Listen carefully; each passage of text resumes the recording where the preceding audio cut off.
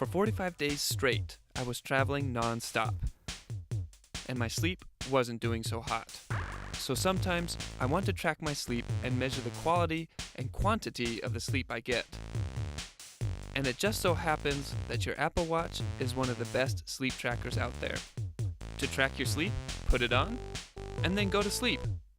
When you wake up again, download a sleep tracker app to analyze your sleep data coming from your watch. I like to use Sleepwatch and AutoSleep. Both apps give you data about your quality of sleep, how long you were asleep, your heart rate, how much deep sleep you got, and if you're feeling recharged or not.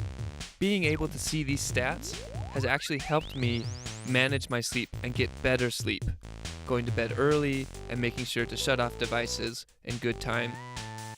It's pretty cool that technology can help you sleep better.